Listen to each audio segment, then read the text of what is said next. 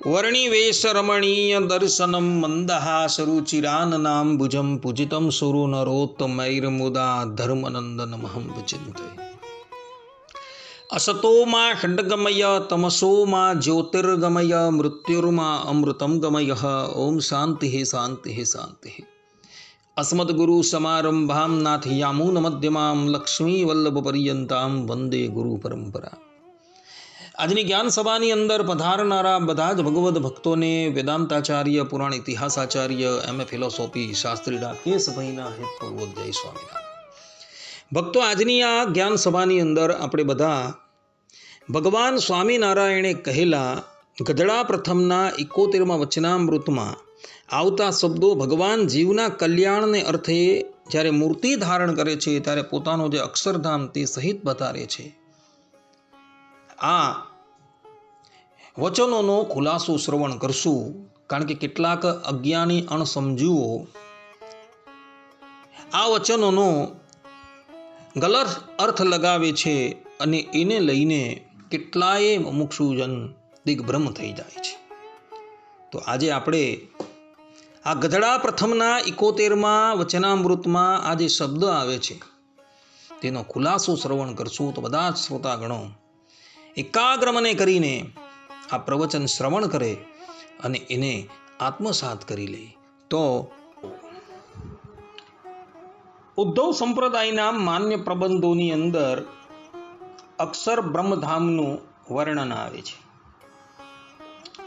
અને તેને લઈને કેટલાય મુમુક્ષુઓ દિગ્ભ્રમ થઈ જાય છે। તો આજે એ બાબતનો ખુલાસો કરી દઈએ। તો આ બાબતનો ખુલાસો કરતા સદગુરુ ગોપાળાનંદ સ્વામી શ્રીમદ ભાગવતની પોતાની દસમ સ્કંદની વ્યાખ્યા, જે નિગૂઢાર્થ બોધિકા ટીકા નામથી ઓળખાય છે, તેના 87મા અધ્યાયમાં વેદસ્તુતિના અંતે પોતે આ બાબતનો ખુલાસો કરતા પોતે કહે છે કે અથા અક્ષર બ્રહ્મ લક્ષણાની, કે હવે અક્ષર બ્રહ્મના લક્ષણો કહું છું એમ આરંભ કરે છે। અને સ્વામી પોતે લખે છે, અક્ષર બ્રહ્મ સંજ્ઞાસ્ત્રય સંતિ તત્રાદ્યમ પ્રકૃતિ સંબંધ રહિતમ પુરુષોત્તમસ્ય નિવાસભૂતમ અક્ષર બ્રહ્મભીતમ બ્રહ્મપૂરમ ધામ બોધ્યમ। દ્વિતીયમ પુરુષોત્તમો ઉપાસકમ તદ્ધામસ્થમ મુક્તકોટિવૃંદમ ચ। તૃતીયઃ પુરુષોત્તમસ્ય નિવાસભૂતમ અક્ષર બ્રહ્માભિધમ બ્રહ્મપૂરમ ધામ બોધ્યમ। અર્થાત કે અક્ષર બ્રહ્મ સંજ્ઞાથી 3 વસ્તુઓ સમજવાની છે। તેમાં પ્રથમનું પ્રકૃતિના સંબંધે રહિત પુરુષોત્તમના નિવાસ સ્થાનભૂત અક્ષર બ્રહ્મ નામનું બ્રહ્મપુર ધામ જાણવું। બીજું પુરુષોત્તમો ઉપાસક તે ધામમાં રહેલા મુક્ત કોટી વૃંદ જાણવું। અને ત્રીજો પુરુષોત્તમની ઈચ્છાથી બ્રહ્માંડને ઉત્પન્ન કરનારો પ્રકૃતિનો અધિષ્ઠા અક્ષર પુરુષ જાણવો। આ પ્રમાણે અક્ષર બ્રહ્મ સંજ્ઞાથી 3 વસ્તુઓ સમજવી। સદગુરુ ગોપાળાનંદ સ્વામી સ્પષ્ટ રૂપે અહીં કહી રહ્યા છે કે અક્ષર બ્રહ્મ સંજ્ઞાથી 3 વસ્તુ સમજવાની છે। તેમાં પ્રથમ ધામરૂપ, બીજું મુક્ત કોટિ વૃંદ રૂપ, અને ત્રીજું જ્યારે ભગવાન શ્રી હરિ તદેક્ષત એકો અહમ બહુશ્યામ પ્રજાયાય, આ પ્રમાણે હું એક છું તે બહુરૂપે થાઉં, એ પ્રમાણે સંકલ્પ કરી અક્ષરધામની અંદર રહેલા મુક્તોની સામું જ્યારે જોઈ છે ત્યારે એ મુક્તોમાંથી એક પુરુષ જ્યારે ઊભો થાય છે અને પ્રકૃતિની સાથે એ જોડાય છે તેને પણ અક્ષર બ્રહ્મ કહેવામાં આવે છે, એવું સદગુરુ ગોપાળાનંદ સ્વામી અહીં વ્યાખ્યાની અંદર કહી રહ્યા છે। એટલે સ્વામી કહે છે કે અક્ષર બ્રહ્મ તરીકે 3 વસ્તુ કહેવામાં આવી છે। આ પ્રમાણે સદગુરુ ગોપાળાનંદ સ્વામીએ પોતાની ટીકાની અંદર અક્ષર બ્રહ્મના 3 રૂપો બતાવેલા છે અને ત્યારબાદ તેઓએ અક્ષર બ્રહ્મ થી જે 3 વસ્તુ કહેવાય છે તે માટે કેટલાય પ્રમાણો આ વેદસ્તુતિની ટીકાના અંતે આપેલા છે અને તેઓએ સિદ્ધ કરેલું છે કે અક્ષર બ્રહ્મ તરીકે 3 વસ્તુ કહેવાય છે। આમ સદગુરુ ગોપાળાનંદ સ્વામી અક્ષર બ્રહ્મના 3 સ્વરૂપો બતાવે છે. એક ધામ, બીજું મુક્ત વૃંદ અને ત્રીજા જે અક્ષર પુરુષ જે સૃષ્ટિની સાથે જોડાયા તે. એટલે ઉદ્ધવ સંપ્રદાયના માન્ય પ્રબંધોની અંદર જે સ્થાન પર જેનું વર્ણન કરવામાં આવેલું હોય એ પ્રકરણ અનુસાર તે અક્ષર બ્રહ્મ તે પ્રમાણે કહેવાયું છે. કોઈ સ્થાન પર નંદ સંતો અને ભગવાન અક્ષર બ્રહ્મ રૂપ ધામનું વર્ણન કરતા હોય છે. કોઈ સ્થાનની ઉપર મુક્ત વૃંદોનું વર્ણન કરવામાં આવે છે અને કોઈક સ્થાનની ઉપર એ જે પ્રકૃતિની સાથે જોડાયેલો જે અક્ષર બ્રહ્મ તેનું વર્ણન કરવામાં આવે છે. ઉદ્ધવ સંપ્રદાયના માન્ય પ્રબંધ એવા વચનામૃતની અંદર ભગવાન સ્વામિનારાયણ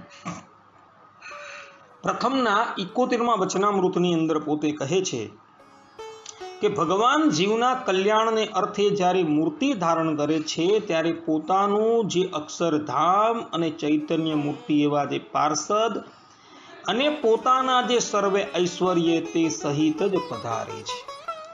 અહીં ભગવાન સ્વામિનારાયણ કહે છે કે જીવાત્માઓના કલ્યાણને માટે જ્યારે ભગવાન ધરાતલની ઉપર પ્રગટ થાય છે ત્યારે પોતાનું અક્ષરધામ એમાં રહેલા ચૈતન્ય પાર્ષદો અને પોતાનું સમગ્ર ઐશ્વર્ય તે સાથે અહીં ધરાતલની ઉપર પ્રગટ થાય છે. અહીં અક્ષરધામ શબ્દ લખેલો છે કે ભગવાન જ્યારે ધરાતલની ઉપર પધારે છે ત્યારે અક્ષરધામને લઈને આવે છે. આ અક્ષરધામનો અર્થ કેટલાક લોકો ગુણાતીતાનંદ સ્વામી તથા કેટલાક લોકો ગોપાળાનંદ સ્વામી કહે છે કે ભાઈ ભગવાન જ્યારે ધરાતલની ઉપર પધારે છે ત્યારે પોતાનું અક્ષરધામ એવા ગોપાળાનંદ સ્વામી અને ગુણાતીતાનંદ સ્વામીને લઈને પધારે છે. પરંતુ આ વાત જે છે એ સંપૂર્ણપણે ગલત છે. કારણ કે આપણા જે આચાર્યો અને આપણા જે નંદ સંતો એવો અહીં આવેલા જે અક્ષરધામનો અર્થ ગુણાતીતાનંદ સ્વામી કે ગોપાળાનંદ સ્વામી નથી કરતા, પરંતુ એનો અર્થ જે છે એ શેષ ઉપર ઘટાવેલો છે. એટલે કે જે ભગવાનના નિત્ય પાર્ષદ જે છે શેષ, તેને લઈને ભગવાન શ્રી હરિ ધરાતલની ઉપર પધારે છે એવો અર્થ કરેલો છે. જેમ કે શ્રીમદ ભાગવતના 10મ સ્કંદની અંદર દ્વિતીય અધ્યાયના 5મા શ્લોકની અંદર ભગવાન વેદવ્યાસજી કહે છે, સપ્તમો વૈષ્ણવમ ધામ યમનંતમ પ્રચક્ષતે ગર્ભો બભૂવ દેવક્યા હર્ષ શોક વિવર્ધન. એટલે કે 7મા ગર્ભની અંદર ભગવાનનું વૈષ્ણવ ધામ જેમને અનંત પણ કહે છે તે પધાર્યા. આનંદ સ્વરૂપ શેષજી ગર્ભમાં આવ્યા ત્યારે દેવકીજીને સ્વાભાવિક હર્ષ થયો. અહીં વૈષ્ણવમ ધામ શબ્દ લખેલું છે. હવે આ વૈષ્ણવમ ધામ શબ્દ જે છે તેનો અર્થ કરતા સદગુરુ ગોપાળાનંદ સ્વામી શ્રીમદ ભાગવતના 10મ સ્કંદની નિગૂઢાર્થ બોધિકા વ્યાખ્યાની અંદર તેનો અર્થ કહે છે કે ભગવાનનું નિવાસ સ્થાન. અને ભગવત પ્રસાદજી મહારાજ પોતાની ભક્તરંજની ટીકાની અંદર આનો અર્થ કરે છે શેષજી, બળદેવજી. અને નિત્યાનંદ સ્વામી પોતાની શ્રીમદ ભાગવતની 10મ સ્કંદની વ્યાખ્યામાં આનો અર્થ કરે છે કે અક્ષર બ્રહ્મ. સમજજો, સદગુરુ ગોપાળાનંદ સ્વામી કહે છે વૈષ્ણવ ધામ જે છે એ ભગવાનનું નિવાસ સ્થાન, એ દેવકીજીના ગર્ભની અંદર પધાર્યું. ભગવત પ્રસાદજી મહારાજ એ જ વૈષ્ણવ ધામનો અર્થ કરે છે શેષજી, અને નિત્યાનંદ સ્વામી એનો અર્થ કરે છે કે અક્ષર બ્રહ્મ. એટલે કે અક્ષર બ્રહ્મ તરીકે બળદેવજીને કહ્યા છે. એટલે ભગવાન શ્રી હરિ જ્યારે ધરાતલની ઉપર પ્રગટ થાય છે ત્યારે પોતાનું અક્ષર બ્રહ્મધામ એટલે કે શેષજીને સાથે લઈને પ્રગટ થાય છે એવું અહીં સદગુરુ ગોપાળાનંદ સ્વામી, નિત્યાનંદ સ્વામી અને ભગવત પ્રસાદજી મહારાજ કહે છે. એટલે ભગવાન સ્વામિનારાયણ પ્રથમના 71મા વચનામૃતની અંદર જે કહી રહ્યા છે કે ભગવાન જ્યારે ધરાતલની ઉપર પધારે છે ત્યારે પોતાનું અક્ષરધામ, ચૈતન્ય પાર્ષદો અને પોતાનું સમગ્ર ઐશ્વર્ય લઈને ધરાતલ પર પધારે છે. એમાં અક્ષર બ્રહ્મધામનો અર્થ થાય છે શેષજી. અને શેષજી જે પધારેલા પણ છે કૃષ્ણ અવતારની અંદર બળદેવજી રૂપે અને રામા અવતારની અંદર લક્ષ્મણજી રૂપે પધારેલા છે. એટલે અહીં આ વચનામૃતનો અર્થ એટલે કે આ વચનામૃતમાં આવતા શબ્દોનો અર્થ કે અક્ષરધામ લઈને ભગવાન જે ધરાતલની ઉપર પધારે છે તેનો અર્થ થાય છે કે શેષજી. એવો અર્થ આપણા સંતોએ અને આચાર્યોએ કરેલો છે. કેટલાક લોકો એવું કહે છે કે અક્ષરધામ જે છે એ જ ગુણાતીતાનંદ સ્વામી છે, એને લઈને ભગવાન ધરાતલની ઉપર પધાર્યા. કેટલાક લોકો એમ કહે છે કે એ જ અક્ષરધામ છે, એ જ આ ગોપાળાનંદ સ્વામી છે, એને લઈને ભગવાન આ ધરાતલની ઉપર પધાર્યા. પરંતુ આ વાત સંપૂર્ણપણે ગલત છે. કારણ કે ઉદ્ધવ સંપ્રદાયના માન્ય પ્રબંધ એવા ભક્ત ચિંતામણીની અંદર પ્રકરણ 52 ની અંદર નિષ્કુળાનંદ સ્વામી પોતે લખે છે કે બદરિકા આશ્રમની અંદર દુર્વાસાના શાપથી શાપિત થયેલા જેટલા પણ ઋષિઓ છે એ આ ધરાતલની ઉપર પ્રગટ થયા તેના હું નામ લખું છું. અને એ નામની અંદર તેઓ સદગુરુ ગોપાળાનંદ સ્વામીનું નામ લખે છે અને 120મું નામ સદગુરુ ગુણાતીતાનંદ સ્વામીનું લખે છે. એટલે એના પરથી એવું સિદ્ધ થઈ જાય છે કે સદગુરુ ગોપાળાનંદ સ્વામી અને સદગુરુ ગુણાતીતાનંદ સ્વામી જે છે એ મૂળ અક્ષર કે અક્ષર બ્રહ્મનો અવતાર નથી, પરંતુ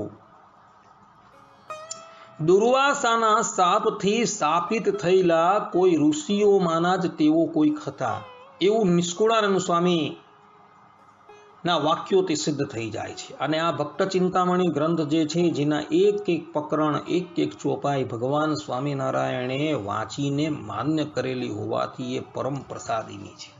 અને આવા પ્રસાદીના ગ્રંથની અંદર જ આ વાત લખેલી છે. એટલે જે લોકો ગુણાતીતાનંદ સ્વામીને અને ગોપાળાનંદ સ્વામીને મૂળ અક્ષર કહી રહ્યા છે એ વાત સંપૂર્ણપણે રદિયો છે. કારણ કે નિષ્કુળાનંદ સ્વામી પોતે લખી રહ્યા છે કે દુર્વાસાના શાપથી શાપિત થયેલા ઋષિઓ જે છે તેમાંના જ એક ગોપાળાનંદ સ્વામી અને ગુણાતીતાનંદ સ્વામી છે. એટલે પ્રથમના 71મા વચનામૃતની અંદર જે શબ્દો આવે છે કે ભગવાન પોતે પોતાનું અક્ષરધામ લઈને ધરાતલની ઉપર પધારે છે, તેનો અર્થ આપણા સંતોએ અને આચાર્યોએ સ્પષ્ટ રૂપે કહ્યું છે કે ભાઈ એ શેષજી જ છે, જેને નિત્યાનંદ સ્વામી અક્ષર બ્રહ્મ તરીકે કહે છે, કે જેની ઉપર ભગવાન શ્રી હરિ પોતે ભગવત ધામની ઉપર બિરાજમાન છે. એટલે કે શેષ પર્યંકની ઉપર એ જ પરબ્રહ્મ પરમાત્મા પોતે બિરાજમાન છે પોતાની પટ્ટ મહિષીઓની સાથે. એટલે પ્રથમના 71મા વચનામૃતની અંદર ભગવાન સ્વામિનારાયણજી એમ બોલ્યા કે ભગવાન પોતાનું અક્ષરધામ લઈને ધરાતલની ઉપર પધારે છે, તેનો અર્થ જે છે તે એ જ કરવો કે શેષજીને લઈને ધરાતલની ઉપર ભગવાન શ્રી હરિ પધારે છે. ને એવો જ અર્થ આપણા આચાર્યોએ અને સંતોએ કહ્યું છે. અક્ષર બ્રહ્મ તરીકે 3 વસ્તુ કહેવામાં આવેલી છે: ભગવદ ધામ, મુક્ત વૃંદો અને પ્રકૃતિની સાથે જે અક્ષર પુરુષ જોડાયો તે. એટલે જે સ્થાનની ઉપર જેને કહેવામાં આવેલું હોય, જે અક્ષર તરીકે જેનું વર્ણન કરવામાં આવેલું હોય એ પ્રકરણ અનુસાર જ એનો અર્થ કરવો એ જ હિતાવહ છે. આ પ્રમાણે અક્ષર બ્રહ્મના 3 સ્વરૂપો સદગુરુ ગોપાળાનંદ સ્વામીએ પોતાની ટીકાની અંદર પ્રગટ કરેલા છે. અહીંયા પ્રવચનને વિરામ આપીએ છીએ. અસ્તુ. જય સ્વામિનારાયણ.